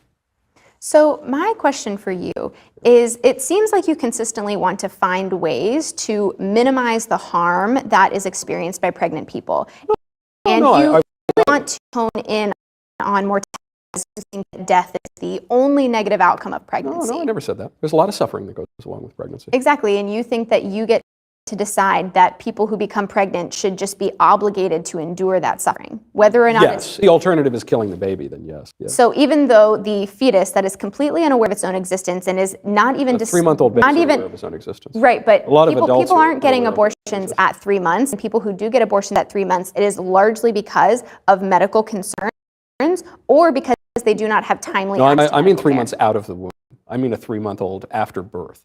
They're not aware of sex. But they can feel pain, they can fear, they Babies can in the fear womb hope. feel pain. Not at 9 weeks, they cannot. Not at 9 weeks, it's questionable. No, it's really not from science, because we understand the neural networks that are required for you to perceive pain and feel emotion, and those neural networks are not present at 9 weeks. Yeah, well, it's questionable because people keep moving the definition. So you could say that a baby at 10 weeks has a beating heart. Well, it doesn't actually But you have... say it doesn't actually have a beating heart because it doesn't look totally like a heart. No, because it doesn't have all of the chambers of your heart. It is not an anatomical heart. It is the electrical cells that are able to have an electrical impulse. And so when you use this language, like the heart is beating and it has a beating heart, You can that hear is it emotional. actually on the ultrasound. Many actually a simulated heart sound, because it is an electrical impulse. Your Based heart, on what? Because your heart sounds, when we listen with a stethoscope, the heart sounds are made from the valves of your heart opening and closing. Yeah. That is what creates that heart sound. Right. And when you don't have the proper chambers of your heart at that week of gestation, many times the sound on the ultrasound machine is a simulated sound. It can pick up the electrical impulses, but it's a simulated sound. Exactly. It's translating a represented into a representation. So it is true that a baby at 10 weeks gestation is different in a way from a 10-year-old Undeveloped. kid. Yeah, right. It's less Different developed. meaning undeveloped, non-sentient. Developed. It's just less developed. No, it's undeveloped. But it's more than it was at 9 weeks, right? It's developing. Sure. So yes, it's true that translates that heart impulse into a sound in some cases. But where does the sound come from? The sound is a representation of what is and will further become the baby's heart. But is not yet No, it is. existing anatomical heart the way It's anatomical, yeah. but it's not existing in the way It exists. that you want. It does. It does. It's both of those things. It is electrical cells. It is cells that carry an electrical. Yeah, it's cells proper to a 10-week-old baby that are different in a way from cells at a 15-week-old baby, a 10-year-old baby, and a 25-year-old. And again, I'm going to continue to repeat, even if you want to apply all of the same rights that a living, breathing person has, do you want to give the fetus those same rights? Nobody has to use your body against your will. Week-old fetus, not a 40-year-old man. It doesn't matter. So when you want to remove the right for someone to decide what happens to their body, you're arguing that the only people who should have those rights to their body removed are people with uteruses who become purposefully or accidentally pregnant. They are not deserving of basic human rights, and that is what you are trying to say. I really like people with uteruses, so I have no problem with them. But right, when you get to decide what happens to their body, when they are trying to decide we what's live in best, then you don't self-government, really like so them. yeah, we make all sorts of decisions about how we should live. But you keep going back to rights, which is interesting to me, because I don't think of politics primarily through a lens of rights, but you do. You keep going back to rights, and you say these fundamental rights to do whatever we want with the body in these circumstances or whatever. So, okay, if we're talking about rights, are all rights equal? Are all rights on this, my right to have this pink free drink here, is that the same as your right to, I don't know, drive a car or something? No. I don't believe they're all equal, no. Okay, so then there are gradations of rights. Some are more important than others. Is there one most important right that you would call it a fundamental right? The fundamental right? The right to your body and the right to decide what happens to your body. There's a right that I mean, it depends. What rights do you think precede that, please? Well, it would seem to me that the right to your body, the right to do certain things with your body, must necessarily be preceded by the right to life, without which you would not have your body or the ability to do anything at all. Well, and as I've described, your right to life does not get to supersede or override someone else's right to bodily autonomy. But I thought we so just that it did? Because we just agree. Oh, you didn't agree with that. Okay. Because it seems to me, if we're going to have any right at all, the right to drink my fruity drink, the right to have a lovely conversation in this kind of black room here, any of these other rights, that all of those rights depend upon the right to life, which is not just one right among many, but it is the fundamental right. And so therefore, if rights are to have any meaning at all, the right to life must supersede all of the other ones. And I disagree. I think that you have a right to life, but your right to life is not overrun right.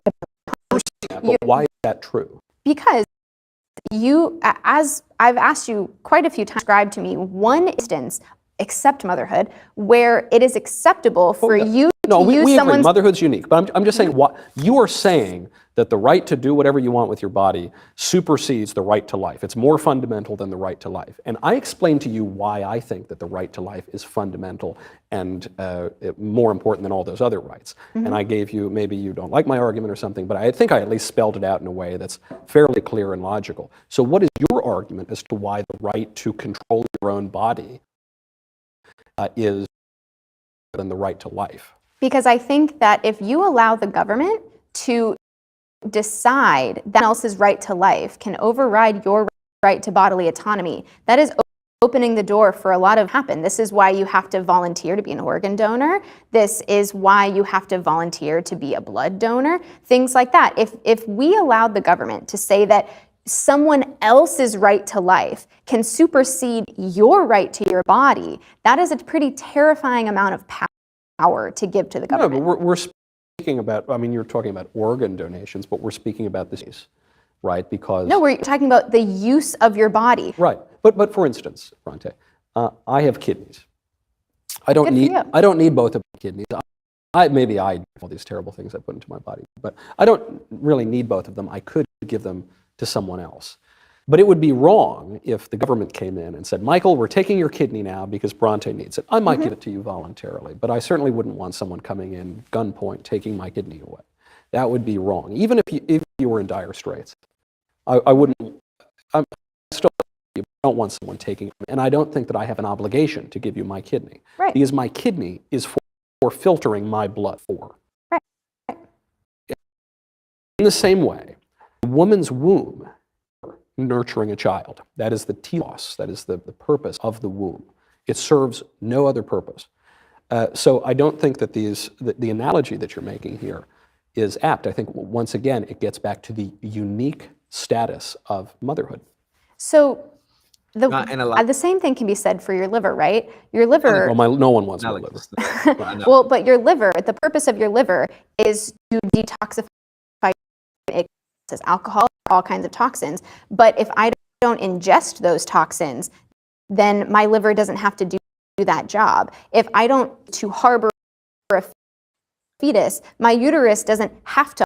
Just like if you choose to use contraceptives or choose to not have sex, you don't leave the decision whether to have that baby or not in the government's hands.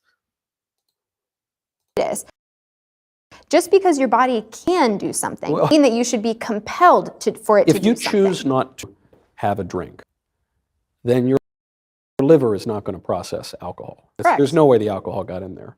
But if you decide after, you had a crazy weekend, went out here to Nashville, met a nice guy. You would never do this, but I'm saying, women of ill repute would go out and, they meet a guy. He's not so nice. Anyway, the next morning she finds out she's pregnant. Really, 4 weeks later she would find out, but it'd be very fast. But mothers know, And anyway, she finds out she's pregnant. She says, oh, darn, I don't want to be pregnant. And, that baby has no right to be in my womb.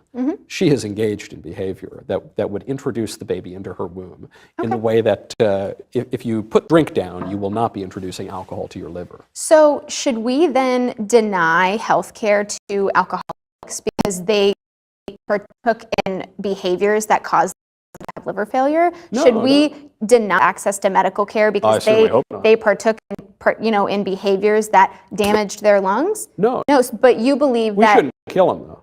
I don't think we should kill them, or steal their livers or anything like that. I don't think we should go and kill the baby just because the... But you are saying that you get to judge someone based off of their behaviors, and because of those behaviors... They believe that they be denied access to health care in order to address the effects of those behaviors. And not if it's a drinker, not if it's a smoker, but if it's a woman. And sure, now we get to remove the right to her body and the effects of her behavior. No, well, and I guess we're again missing the point. I don't think a mother ever has the right to kill her child in any circumstances. So I'm not suggesting that we single mothers out here, or that it'd be very judgmental or anything like that, or deny anybody health care. I just don't think that killing a baby is ever health care. I think that's a euphemism. And that's where as you're you kind of wrong. admitted at the top. No, that's when where we talk you're about wrong. the distinction between babies and fetuses. See, and that's where you're wrong, though, because when we've talked about maternal mortality rates, we've talked about the number one cause of pregnant people is It's still very low, by the way. Right. Do you know the amount of people who have, do you know the difference between maternal mortality and maternal morbidity? No. Okay. Enlighten me. So morbidity is essentially unforeseen or serious health effects of a condition. So maternal morbidity is when someone experiences severe complications of pregnancy and labor. And I know that 700 to 800 women dying annually from pregnancy is too low for you to care. But we should bring the number down, but we shouldn't kill 850,000 babies to pretend to resolve that. So 60,000 people every year have serious maternal morbidity, which means there's certain codes that they use, and like insurance codes that they use to determine whether or not you experienced a severe side effect. And some of those codes are having an ICU admission or needing multiple blood transfusions, things like that. And 60,000 women every year are admitted into the ICU or need blood transfusions, what have you. That's the full definition of a severe comorbidity? There's, I think, we're talking about 10 ICU, codes. or are we talking about certain things that are less severe? It's severe. What would be some of the other examples? So it depends, because it can be sepsis, hemorrhage, I think pulmonary embolism. There's multitudes of different complications that can be classified. But we're not talking about something like tearing or something like that. No, that's minor, and that's not included in 60,000. So that's my point, is 60,000 women every year experience severe morbidity, and that's not including the women who just develop things like diabetes or have a perineal tear. Oh, well, that's actually a very important point that of some of these problems that go along with pregnancy, because something that the abortion advocates mention that often is not addressed by the pro-life movement, not that I think it needs to be, but it's not that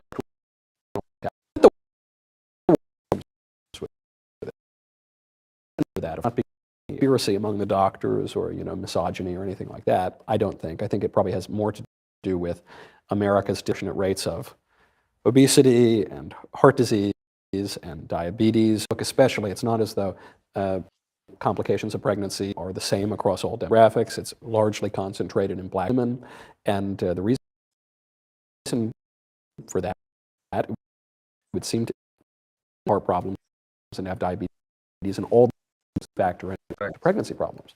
But that's not again, I don't think any of that is a good argument to kill a bunch of babies every single year. But that seems like a health issue that should be addressed, right? Getting people to exercise, put down the cupcake, not be so obese, and have a heart. Many pregnancy complications are unavoidable and unforeseen. And so there are comorbidities that make you more likely. A lot of them were. Some are not, I agree, but a lot of them are. But when we live in a country where healthcare is inaccessible and unaffordable to a large majority of Americans, or a large percentage of Americans. Yeah, that's overstating. Well, it depends on the statistic, and it depends on what you classify as unaffordable and inaccessible. Because, someone can be, living in a rural area and it'd be less accessible. Someone can be in financial situations, affordable. It just depends on your classification. But the thing is, this entire conversation, you are very fetus-centered, where I am very— Is that what I am? Yes, where I am very woman-centered. Oh. When we are going through these scenarios, you consistently center the fetus, where I consistently center the woman. I want to consider her health, her finances, her mentality, and her body. Do you think that I'm neglecting that? Yes, because you believe that the only people in our society who shouldn't get to decide what happens to their body are people with uteruses. I don't think that people have an absolute right over their own body. Exactly, and that's I don't think anybody does. That's where we disagree. But I know, but you're putting an opinion into my head that No, you've said it multiple times. What you said is you cannot tell me one society where someone can use someone's body against their will. Oh, I don't know. That is a hard labor in a prison. that would be one scenario. Yeah, well, that's in a completely different topic because that is, essentially. But when you described it and you said, name me a scenario where someone other than a pregnant person has someone growing inside of them using their organs. I say, okay, I can't name any other scenario. You're right. That's unique to motherhood. You're right. It is unique. No, I didn't say growing inside of them. I said, tell me a scenario where someone can use someone else's body without their consent. And you can't name a time. Well, I just told you, hard labor in a prison. Well, I mean, that is of itself. Rehabbing someone, like that is definitely taking advantage of a broken system. Well, but there are three purposes to criminal justice. I guess this is a little bit of a pivot here, but it's not just rehabilitation. We could all use a little rehabilitation. People go to prison to get punished. Yeah, well, it should be rehabilitation, should it not? I mean, this is a pivot. I just think it's funny that the only other scenario you can bring up is definitely a symptom of a broken system. And so, no, I don't think that's definitely. I think it's good to punish criminals. I think that's good. I mean, why is that bad? It depends on the crime, but I am naturally. Like a bad crime, like really bad one, Again, I mean, this is going off into the weeds, but I'm naturally a compassionate person, and I see the best in people, and I believe especially crime is committed because of circumstances that people find themselves Bronte, in. And I think I don't mean to be this blunt, but I guess I have to be. I disagree with that. No, you know what I'm saying? People always try to use the fact that, like, you know what I'm saying, I ain't swayed because of how I was brought up or whatever the fuck.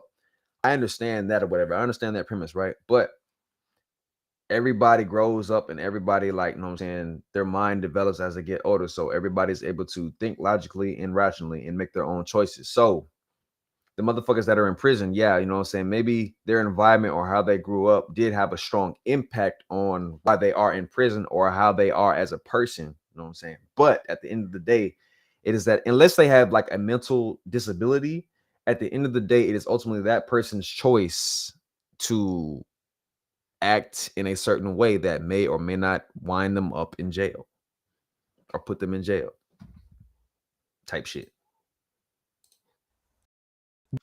How it is good and moral to permit a system to exist that kills 850,000 people who you admit are human beings every single year because of the desires of another person. That has been your position. And I'm not calling you evil because of that. I think you're just extraordinarily confused and misguided. But to say, I'm such a compassionate person as I make it my jihad to permit the killing of 850,000 babies, who I admit are babies every single year, seems to me absurd. See, and this is why I bring up that you are entirely fetus-centered in this conversation, and you completely disregard the trauma experienced pregnant people. It entirely. I've said so many times that women suffer in pregnancy. But you don't feel like it's worth protecting them. Protecting them and giving them the best medical care you can. I just don't worth sanctioning the killing of 850,000 babies a year. Giving people medical care does not minimize or does not get rid of the trauma and suffering of pregnancy. You can have all the medical care in the world available to you, and you still will experience some trauma, some pain, and some suffering throughout your pregnancy. You want to get that. Right, but if you do not consent to that suffering, then so you're just talking about rape, which is a very, very small percentage of abortions every year. Oh yeah, so it doesn't matter. Oh, no, it doesn't matter. It's worth discussing, but that is clearly the exception of the exception of the exception, not the rule. Consent to sex is not consent to pregnancy.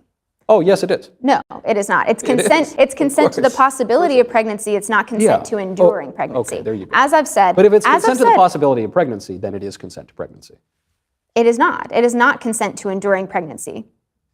I don't even know how to respond to that. How is it not? Okay. I mean, you've just said that when you consent to sex, you are acknowledging the possibility of being pregnant and consenting to that. So you are consenting. If I consent to go to the bar, now look, there you go and I know that if I go to the bar, there's a possibility that I get drunk.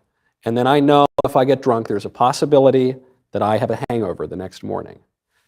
Then when I go out there to that bar with the boys for a rowdy Saturday night, I am consenting to that hangover that I am going to have, that will involve some suffering and maybe teach me some lessons in the morning. Right. Right. So I don't see how is that different with pregnancy. Right. I'll explain it to you. So not that different. So say that not you just didn't have a hangover, because a hangover doesn't necessarily require medical care. Say that you had alcohol poisoning. Yeah. Should you go to the ER and then be turned away because you're like, oh, well, so you consented to the possibility of alcohol poisoning, and we have restricted your access to medical care because you consented to the possibility of this happening? Of course, but again, as we've pointed out, the issue of abortion is not.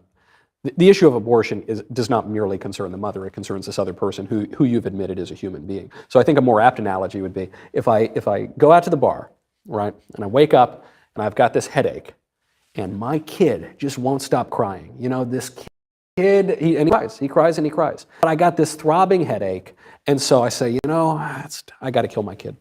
I got to kill my kid to shut him up because he's crying too much. And it's really, my body and my head is just throbbing, and I'm suffering. And it's just going to make me feel lighter if I kill my little baby, who, by the way, is exactly as sentient, I'll even further, conscious, self-aware as the little baby in the womb, okay? It's not. It is, of course it is. No, it's not. Of course it is. It's Well, not. you haven't asked me how old my kid is. It doesn't But yeah, matter. If they are a born child who is autonomous, Yeah. they are not equal to a fetus. My goodness, what do you think little babies are like if you think they're autonomous? So you're confusing biological autonomy with functional autonomy. Would you like me to define those for you? Please do, yes. So biological autonomy is when your bodily system can itself, your organs can support itself, and you do not need to be connected to another person biologically for your body systems to So function. in the womb at 25 weeks. Sure. When would be abortions do biologically- not happen then, when it comes, Yeah. abortions that do happen then are largely because of medical conditions. And so that is Hold not on, what we're referring they to. don't happen then, or they do happen then, but it's They do okay. not happen often then. They are like less than 1% of abortions happen. And yet, for after some 10 reason, months. states in America, like New York, are changing their laws in a hurry to permit abortion up until the moment of birth. Abortion does not happen up until the moment of birth. But- That but- would no, no, be that's not what I said. that would be an induction of labor. But if But Bronte changed the law in New York such that, and they actually changed the penal code such that abortion is permitted in the state of New York up until the moment of birth. That happened. that is a misrepresentation of the law. That's exactly. But if you want to it changed get the penal code such that if you kill a pregnant woman, it's no longer double homicide.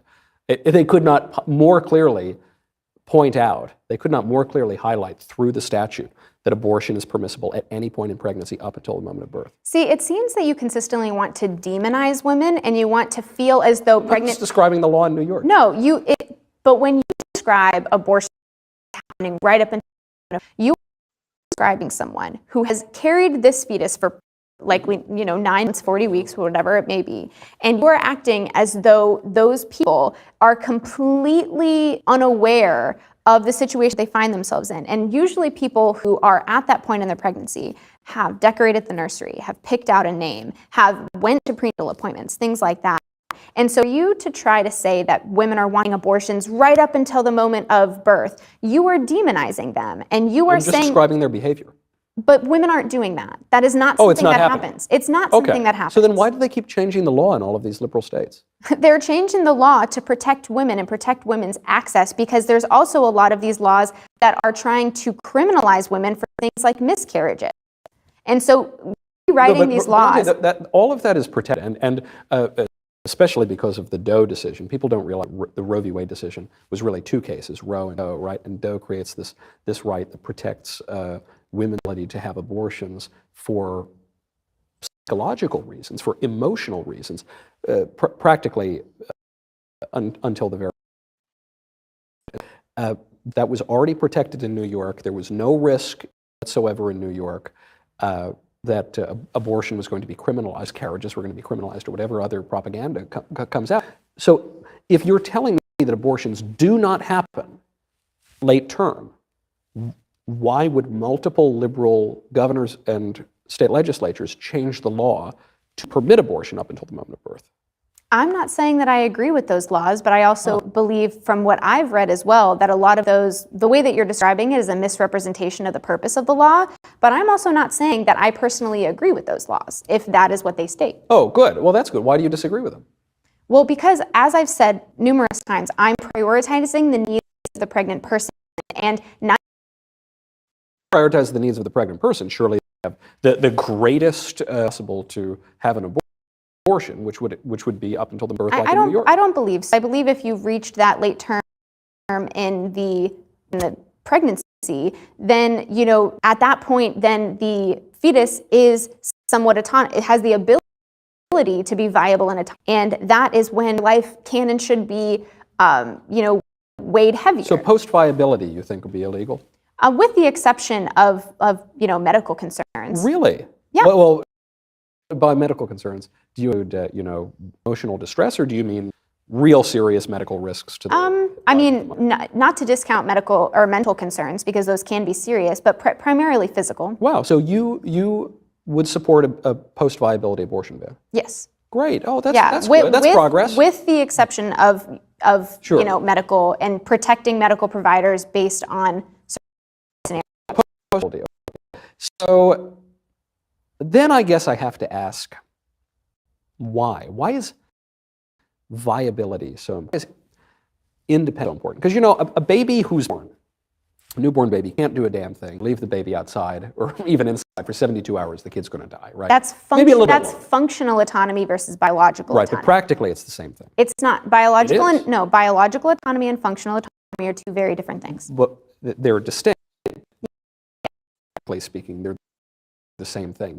If you leave the baby, who usually autonomous, if you leave that baby alone to his autonomous self for, let's say, 5 days even, that baby is going to die. That baby has no control over himself or his surroundings at all. Because they lack functional autonomy. So, right. And so the it's really a difference distinction here, without a difference. No, but the difference is anyone can provide food and shelter. Regular pregnant can provide the womb for the fetus. That is where, and you can surrender your parental rights. We cannot force someone to be a parent. They can give up those parental rights. And that is the same thing in pregnancy, because you cannot force someone to use their body and use their time in a way that they of children would be able to just renounce them and say, go away, renounce their parental obligations. I mean, if they're incapable of providing a safe home. No, what if they're capable and they just don't want to be a parent? It's just if they're not, but if you find any interest in that, go watch the rest of it. I'm about to get me some food. Then I'm probably gonna watch the rest, but I'll watch y'all later.